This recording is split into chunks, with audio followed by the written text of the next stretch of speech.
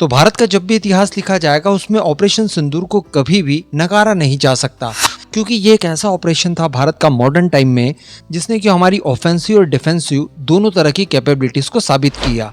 Offensive की बात की जाए तो वो हम सभी लोग देख ही पा रहे हैं, पाकिस्तान की जितने भी एयर बेसेस हैं, अगर मैं पीएम मोदी की लैंग्वेज में कहूँ तो सारे के सारे आईसीयू में पड़े हैं लगभग। लेकिन वहीं पर अगर हम लोग डिफेंसिव कैपेबिलिटी की बात करें तो वो भी हमारी काफी परफेक्ट साबित हुई। जैसा कि हम लोगों ने देखा कि ऑपरेशन के दौरान पाकिस्तान की तरफ से ड्रोन्स और मिसाइल्स वगैरह सभी को काउंट किया जाए तो लगभग 1000 की संख्या में हम पर हमले हुए, लेकिन इसका कोई भी मेजर इम्पैक्ट हमारे ऊपर नहीं पड़ा। कारण क्या था? कारण था हमारे एयर डिफेंस सिस्टम, जिसमें आकाश तीर को हम लोग किसी भी परिस्थिति में नजरअंदाज कर ही नहीं सकते। ये डिफेंस सिस्टम के क्षेत्र में एक ऐसा रेवोल्यूशनरी परिवर्तन था जिसने भारत की डिफेंसिव क्षमताओं को कई गुना ज्यादा इनहांस कर दिया। लेकिन मैं आपको बता दूं कि जब ऑपरेशन सिंदूर हुआ था उस समय आकाश तीर का काम केवल 60% तक ही कंप्लीट हुआ था। उसी का नतीजा हम लोगों को देखने के लिए ये मिला कि पाकिस्तान का कोई भी हथियार हमारे खिलाफ असरदार साबित नहीं हुआ। तो अब आप सोच सकते हैं कि अगर ये 100% कंप्लीट जिस दिन हो जाएगा उस दिन हमारी डिफेंसिव कैपेबिलिटी कितनी ज्यादा और इनहांस हो जाएगी।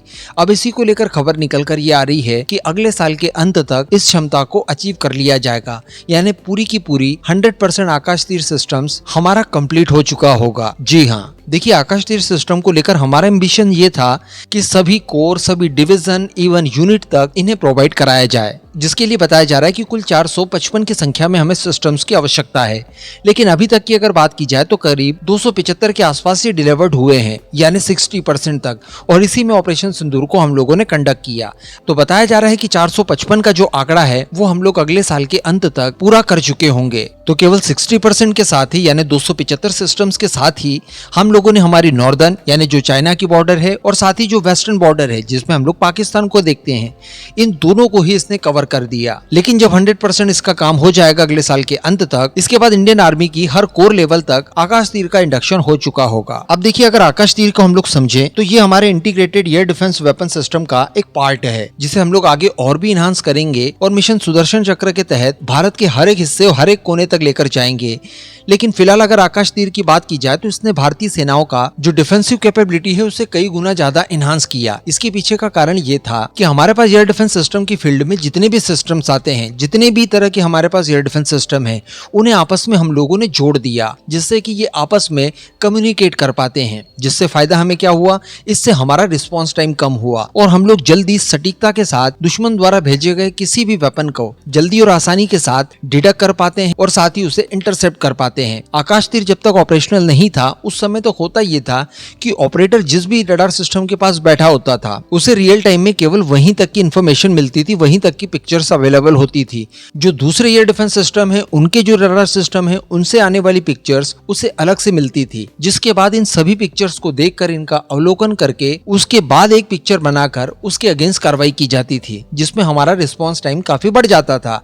लेकिन अब आकाश तीर सिस्टम इन सारी चीजों को खुद के बूते कर लेता है। वो सभी हमारे एयर डिफेंस सिस्टम, साथ ही उनमें लगे हुए रडार सिस्टम्स में जितनी भी पिक्चर स्केच होती है, इन सभी को वो आपस में एक साथ रिसीव करके उन्हें प्रोसेस करके एक फाइनल पिक्चर हमारे ऑपरेटर तक प्रोवाइड कराता है, जिसके बाद ऑपरेटर आसानी से ये डिसीजन ले पाता है कि जो टारगेट दिखाई दे रहा है उसके खिलाफ कौन सा एयर डिफेंस सिस्टम हमारा ज्यादा कारगर होगा और उसे इंटरसेप्ट आसानी से कर पाएगा। उसी आधार पर हमारे एयर डिफेंस सिस्टम को एक्टिव किया जाता है, मिसाइल फायर करके उस टारगेट को न्यूट्रलाइज किया जाता है, जिससे हमारा रिस्पॉन्स टाइम कम से कम हो चुका है। तो ये आकाश तीर का इंपॉर्टेंस है, जिसे कि ऑन पेपर के साथ साथ हम लोग वॉर क्षेत्र में भी देख चुके हैं, जिसमें पाकिस्तान द्वारा इस्तेमाल किए जाने वाले लगभग सभी तरह के वेपन सिस्टम को हम लोगों ने न्यूट्रलाइज किया। तो एक बहुत ही बड़ी डेवलपमेंट है कि अगले साल के अंत तक इस एयर डिफेंस सिस्टम को हम लोग पूरी तरह से अचीव कर चुके होंगे। इस पूरे मुद्दे पर और डीआरडीओ की इस पहल के ऊपर आपका क्या मानना है, नीचे कमेंट करके जरूर बताइएगा।